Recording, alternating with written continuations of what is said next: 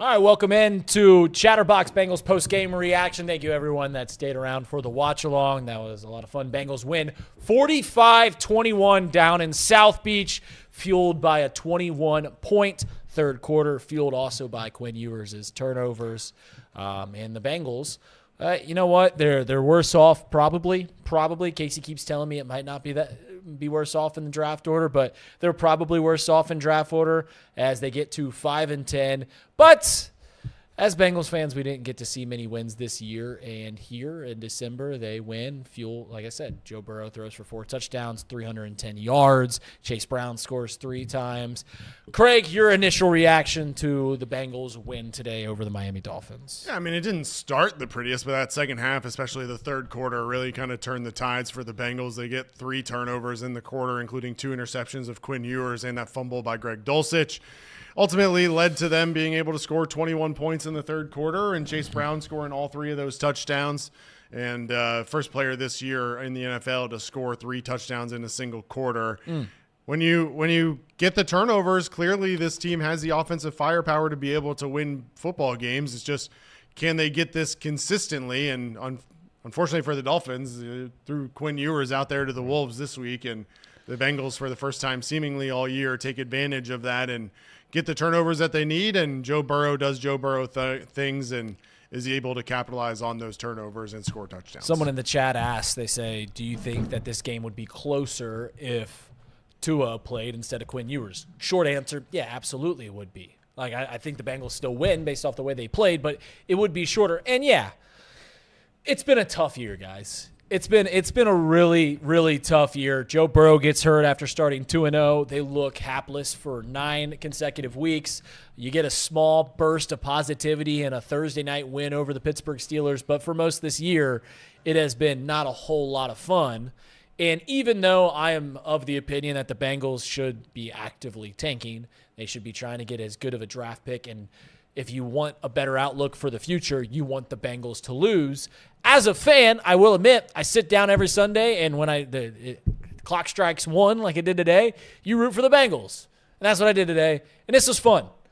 Chase Brown scores 3 touchdowns. Joe Burrow slinging it all over, goes to 310 yards. Like, this is fun. We get a defense that I don't know what it's worth because it's against a really bad quarterback, but when the defense is played as bad as it's played this year, anytime that they can build confidence, because confidence is such a potent thing in athletics, anytime you can build confidence, you'll take it. And that's what that defense could do against a bad quarterback, Quinn Ewers, who's not going to have a long career in the NFL. So Bengals dominating here. Casey, if you could give us the recap of how we got to the final score of 45-21. Let's dive right in. Yeah, I'll keep it quick and short and sweet. Bengals kick off this game, scoring first with a Tee Higgins immaculate touchdown, making it 7-0. Dolphins quickly respond with a Devon Achane 48-yard rushing touchdown, making it 7-all. Bengals then kick a field goal, making it 10-7. Dolphins respond, making it 10-14. Bengals respond 17-14 there into the half. Third quarter, this is where all the magic really happened. We create a fumble. Bengals get the ball back. Bengals short field position, 34-yard drive, 6 plays, 3 minutes, 24-14 touchdown there. And then it just turned into a defensive fest. Interception for then a turnaround touchdown on 2-play drive, making it 31-14. Turnover on downs for the Dolphins. Bengals respond again, scoring another touchdown, 38-14. And then we pick him off again, that being Quinn Ewers, and we respond again by scoring a touchdown at the beginning of the fourth quarter. And then we pulled our starters after that, and that's all she wrote. The final score being 45-21. The Bengals, they really just dominated that third quarter with a ton of turnovers.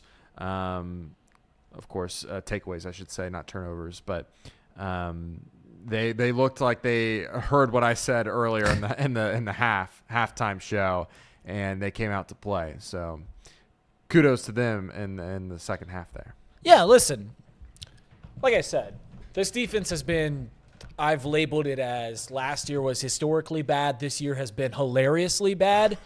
And now they have the 5 turnover game against the Ravens on Thanksgiving.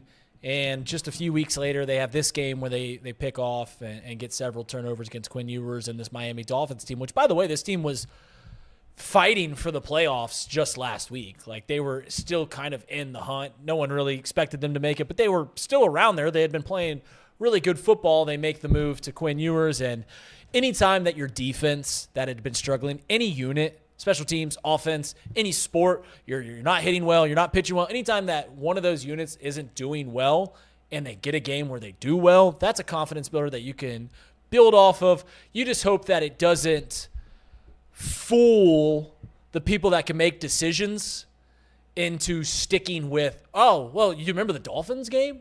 That's the only concern that you can have from this outside of dropping us back in the draft is that Al Golden, Duke Tobin, Zach Taylor goes like, man, Barrett Carter deflected 2 passes today, had a tackle for a loss, and picked off a guy. Like, that's a really good game for Barrett Carter.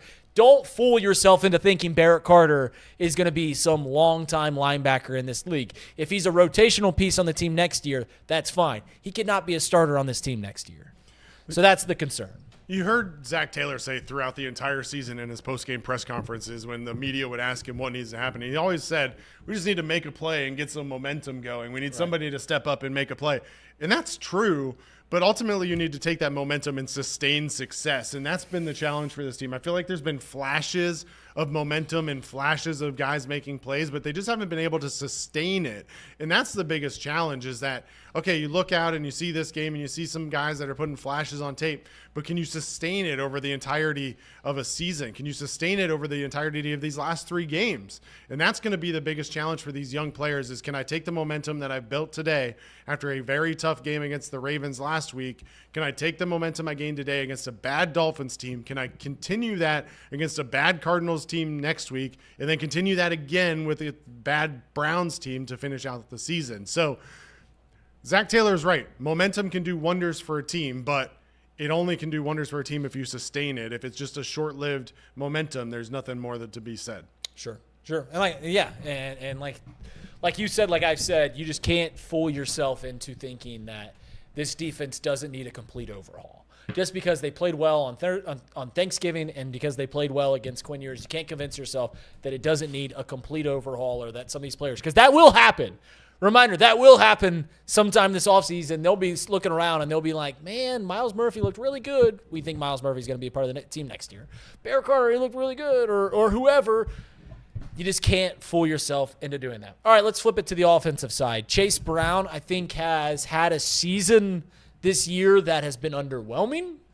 I think the offense, because of Joe Burrow getting hurt and we playing with Jake Browning for a few weeks and Joe Flacco was up and down, I think Chase Brown's season it's not been a major talking point because there's a billion other things to look at. There's a billion other reasons to go like, oh man, like this is why it was. Chase Brown, I think, had 1,400 all-purpose yards last year. He's trying to get to about 1,000 yards. But this was a big game for Chase Brown, who's going to be a vital part of this team going forward. Yeah, 3 touchdowns in a quarter is certainly going to give somebody a lot of confidence, and we saw him laughing on the sideline and having fun there as the game wound down. But, you got to tip your cap, too, to the Bengals offensive line in this one. I think they did a pretty good job keeping Joe clean for the most part and opening up holes for Chase Brown and Samaje Perine. And then, I typically don't do this, but you'll tip the cap, too, to Zach Taylor, who was able to get guys open in space to be able to make the plays that they made, right? I mean, Chase Brown's receiving touchdown, he was in wide open space. There was nobody around him and was able to just walk into the end zone. So you got to give kudos where it's due, and I'll do that. That doesn't mean I think that Zach Taylor should be back as the head coach next year, but in that moment, I think he had some good play calls and was able to get guys into position to score. And, Dalton Reisner has been a guy across this offensive line that came in and needed to fill a role with injury, and I think he's been even better than they had hoped for, and 0 pressures today upon initial PFF grading, and certainly a guy that you look to extend. And when you have blocking along the front line, and I think this Bengals front 5 can probably run it back with the exact same 5 next year. open up holes for Chase Brown and allow him to do what he needs to do, and then get him spaced out on the edges. He certainly takes advantage of that, and he showed it today. I think that if you want to take away from this game that's going to last into the offseason, it's this. I already thought that this offense doesn't need much tweaking at all. Like, when you look at going into this offseason, what do we need to bring back on the team next year? Really, the only answer is, do you bring back Dalton Risner? I think you should. Do you bring back Samaje Perine? I think you should. Wouldn't be mad if you didn't. It's a backup running back. I don't think that's a very vital position. Then maybe backup quarterback, whatever that role is. Basically, what I'm saying is this team, this offensive unit, across the board, top to bottom, from Jamar Chase, Joe Burrow, Tee Higgins. Joe Burrow went 25 of 32, 310 yards and 4 touchdowns.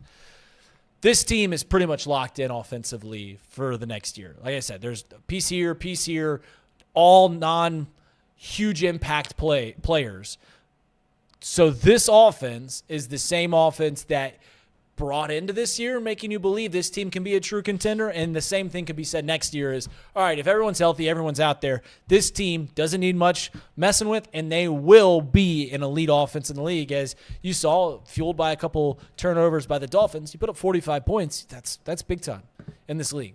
That's big time in this league. And, this offense continues to show you why we will keep being talked about. Cincinnati will be for years to come, as long as Joe Burrow, Tee Higgins, or Jamar Chase here, because people understand that when those guys are together, this offense is elite, and elite is something every team in the league is vying for. We have it on the offensive side of the ball. I don't know if you have any opinion about that. Yeah, what was the term that Sports Illustrated used a week or two ago about the Bengals offense? I think they called Joe Burrow a market changer in terms of the head coaching market if this job does become available. And it all starts on the offensive side of the ball. Obviously Joe Burrow, but then the playmakers that you have around him, Chase Brown, Samaje Perine, Jamar Chase, Tee Higgins, Mike Gesicki, Mitchell Tinsley potentially, Andre Yoshivas. There's a lot of talent on this offensive side of the ball. And again, if this offensive line can continue to perform the way that they're performing of late, I think it gives them a good opportunity to continue to be successful. You've got basically 0 major moves that you need to make this offseason on the offense. And so you can put all the money on the defense. And so you go out, maybe you give Dalton Risner a contract and bring him back. But other than that, it's really depth pieces. And so there's an opportunity for you to go out and spend $50, $60 million on the defensive side of the ball and see if you can't get this team and the personnel of this team into a position to be a contender, because I think we've said it more times than not. I think there's as many issues in terms of the Joes as there is on the coaches. And so that's going to be the biggest question is, will this front office go out and make signings? Will they draft better? That's yet to be seen. That's the biggest question. Let me ask you this, because this was something that we talked about on Off the Bench earlier this week. You are of the opinion that even if they bring back Zach, they should bring in a different play caller and let him just kind of oversee the whole thing. Do you still have that? Do you still believe that? Yeah, I mean, I don't think anything changes if you continue to run out the same philosophy from a player personnel perspective that you've had. Now, I also said in the pregame that I do believe that Joe Burrow is going to be putting pressure on this front office this offseason to make improvements across the organization, and whether that means personnel or it means players is yet to be seen. But there's no way that Joe Burrow is going to go into this offseason and expect the Bengals to invest heavily on the offensive side of the ball. So Joe Burrow is going to have an opportunity in offseason here where he doesn't have to worry about pining for his guys. Jamar Chase needs to be re-signed. Tee Higgins needs to be re-signed. Mike Gesicki needs to come back. Oh, you need to go and spend $30 million on Trey Hendrickson. No, they're going to have an opportunity. Joe Burrow is going to be able to have a say in this in terms of where the Bengals spend their money. And I do believe that Joe Burrow is going to be pushing them to spend money, and they have the salary cap room to do it.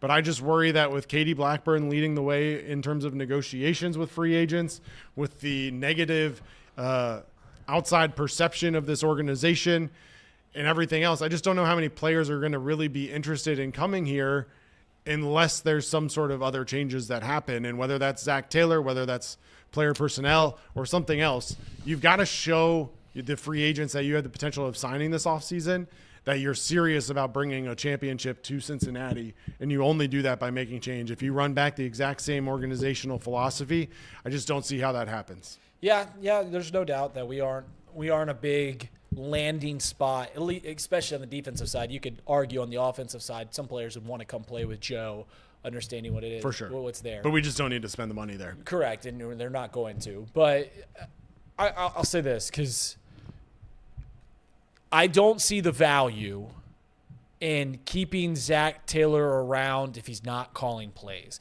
And I know that might sound sacrilegious, because I know a lot of you guys think that he's a terrible play caller, and I get why. There's a lot of times there's frustrating play calls, but I look at the results of him as a play caller with Joe, Jamar, and T, and they put up 35 points. They put up 30 points quite a bit. And that, to me, you get credit for that as the play caller. So I'm not trying to take anything away. And you can say maybe if you take away his play calling, then he can focus on some other things. But I understand. I guess I just don't see the value of Zach Taylor if he's not the offensive coordinator, if he is not the one that is play calling. You look around the league, the best coaches in the sport that are offensive minded also are the ones that, call the plays. Sean McVay, Kyle Shanahan, Andy Reid, just to name a couple. Sean Payton's another one at the top of the game. So I get it. This team, I think that there still is somewhat of an attractive landing spot here in town because of Joe, even for the defensive side. But I guess that remains to be seen. They're going to have to make some big swings. And like I said, I hope they weren't fooled by a good defensive performance today. And even good defensive performance. Quinn Ewers threw for 260 yards. I know he turned the ball. I know he had a bunch of turnovers, but I wouldn't say it was lights out. We still weren't getting a whole lot of pressure. Hopefully this defense just doesn't fool the decision makers going like, oh, yeah, I think Barrett Carter can hang around here and such as that. So it's interesting here. Casey, I'm going to throw you on the spot here. Yep. I don't know if you have any takeaways from this game, the 45-21 win. Yeah, the biggest one is I don't want the decision makers to get fooled into thinking that they are turning the defense around by some miraculous reason. You guys beat a quarterback and a team that you should beat. It was Quinn Ewers. It's a guy that probably won't be in the league for very much longer, maybe as a backup. But after today's performance, I doubt that he'll be around for much longer. You handled business. That's simple as that. Right. I know I was pretty harsh on them at halftime, but that's what I expected this whole time out of this group, even despite there being, a subpar quarterback play on the other side of the football. So, for me, I'm happy they got the win. I know I talked big about the mental state of the captains, the Tee Higgins, the Sure. Jamar Chase, Joe Burrow. They looked like they had fun out there today. Which is important to Joe at least. So kudos to the offense operating as usual, and kudos to the defense figuring it out. They kept Joe Burrow clean all day. That's another positive took a couple spin sacks on this too. Yeah. It was utter domination really, the second half. Well, I think if you want to look at why the Bengals dominated, look no further than this stat. Of the Bengals receivers that caught at least 2 passes, we're looking at Jamar Chase, who averaged 12.1 yard per reception. Tee Higgins had a couple of catches. Chase Brown's getting 10.8 per catch. Drew Sample had 2 catches for 31 yards.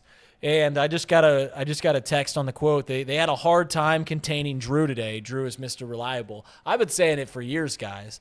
You get DS89 in open space and just watch this offense cook. He gets 2 catches, 31 yards, and what do you know? We scored 45 points. So every game, the first play of the game should just be a screen Correct. pass to Drew Sample. Correct. Let him get open in Correct. space, and then just go. go. You're figuring it out. Got it. You're figuring it Got out. it. That's exactly what we should do. This year, a good player caller would do that. Maybe Zach should hand off play calling duties, and they would recognize, hey, we got to get the ball to DS89. In games in which Drew Sample has a catch this year, the Bengals are 5-10. In games in which Drew Sample has a catch this year, they are They're like 4-5. It's better. It's better. They've got 4 wins. Right, that means they're 1-5 when he doesn't have a catch. That's right. That's right. So Drew Sample is the ladle in the drink. He is the straw that stirs the drink. He is the ladle in the pot of soup. So, Craig, anything else that you want to touch on before we hop off? You talked about Zach Taylor and play calling, and so I'll just, for the purposes of the podcast, I'll go back to the comments that I made earlier about the Houston Texans and DeMeco Ryans, right? And everybody thought DeMeco Ryans was one of these great young coaches, and he's a great defensive mind, and everybody loved that, him calling the plays in Houston, and that was all fine and dandy, but he didn't feel like he was bringing the best possible DeMeco Ryans to the table every single week that he could, and so he handed off play calling duties on the defensive side of the ball in order to allow himself to focus on the more broader or operation as the entire team. And we've certainly seen that this year as the Texans are now looking to potentially get into the playoffs yet again. Yep.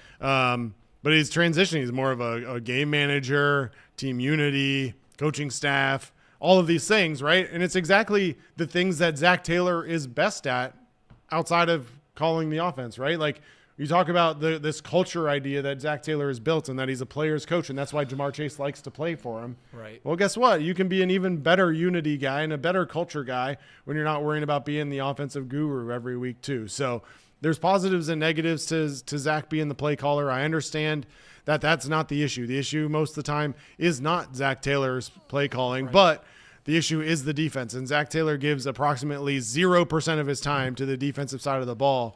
And ultimately, as a head coach, if you truly believed your seat was getting hot, wouldn't you want to dedicate your time to the thing that is causing that seat to be hot? Because it's certainly not the offense. No, you're right. No, you're right in that regard.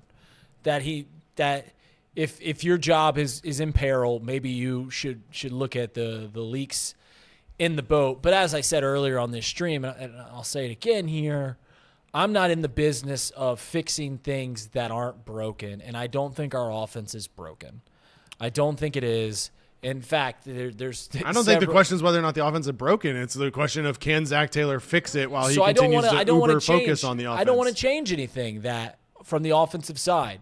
Well, then, and I get that you could put focus on the defensive side, year. but, I think that's where I want Duke Tobin to be gone or get someone else in there, or I don't know, maybe just hope that we hit on some draft picks. I'm just saying that if Zach Taylor's here, I don't see the value in having Zach Taylor, not having him call plays. Because then also we're relying on Taylor to hire Zach Taylor anyway. Yeah, well, I'm on board with that. But then then we were in the business of, is Zach Taylor going to hire a good offensive play? Like, is Dan Pitcher? He's just going to hand it off to Dan Pitcher. And like, do we want Dan Pitcher to call the plays? I don't know about that. We saw what happened the last OC here in town when he gets to call plays, and it wasn't good. He's already fired, out of a job down in Tennessee. He was the Brian Callahan. So I just don't want to add a variable into the offensive side of things. And you could say that maybe you're closing up one hole in the boat by having him put a little more focus, but I don't want to see another one pop up to where, all right, maybe the defense is a little better, but now the offense is significantly worse if he's not calling plays next year. But I guess those are problems. You can score 35 points. You can score 41 points. You can score 26 points. It doesn't matter if the defense is putting up 42 points a game. So I get it. It's a never-ending conversation that's never going to go anywhere, because ultimately, until Zach Taylor is no longer the head coach, he's going to continue to call plays. I don't think there's any question about that. Right. He is going to be the play caller for this team as long as he's the head coach. So that is not changing. It's not going anywhere. But I think there can and should still be conversation about how we get that. Could you try again? No. Siri. About how we get this team to a better position, and putting woman Siri out of a job. I know. It's borderline sexist. Change is weird. It's misogynistic. My daughter hates it. But it's just I get it, but organizational top to bottom change has to happen. Drafting philosophy has to change. Free agency philosophy has to change. It's just, we came into this offseason knowing that the defense was a hole, and the big signings were Oren Burks and TJ Slayton. All right. 45-21 Bengals win. They go to 5-10. They play the Arizona Cardinals next week. They drop probably a little bit by the end of this year in their draft, which I think we all wanted them to get closer and closer to that top 10. We had an opportunity to get into the top 10 today, kind of cement that with a loss. The next two teams are worse teams than the Miami Dolphins. Maybe not worse teams with Quinn Ewers at the quarterback, but two teams that we should be favored against, Arizona Cardinals and the Cleveland Browns. Maybe this Bengals team will finish out the season 7-10, and like every year that we've had in the Zach Taylor era, they're playing their best football in December, but as we know, it's not worth a lick this year. The Bengals, Joe Burrow throws for 4 touchdowns. Chase Brown gets 3 touchdowns himself. And the defense turns Quinn Ewers over a bunch of times in their first overall start. But that does it from us here. Craig Sandlin coming up from Memphis to be live in the studio. We thank you so much for being here. For everyone that is celebrating the holidays, Merry Christmas, Happy Holidays to everyone. We won't see you guys until next week. Off the Bench will be live tomorrow, 10 right here on Chatterbox YouTube. Yeah, look at that. A little Marvin Harrison Jr. versus Jamar Chase. Maybe Jamar Chase will score next Sunday, as I desperately need him to. Guys, Houday, thank you so much. Casey, thank you so much for being here in the production chair. And a special thanks to Hank. We love you, Hank. If anyone wants a Fancy Bear hamster, DM me. I'll be happy to deliver Scrooge, Hank, Joe, whatever name I come up for him next, because you can name a hamster whatever matters, because he doesn't matter, because he doesn't understand it. See you guys. Houday.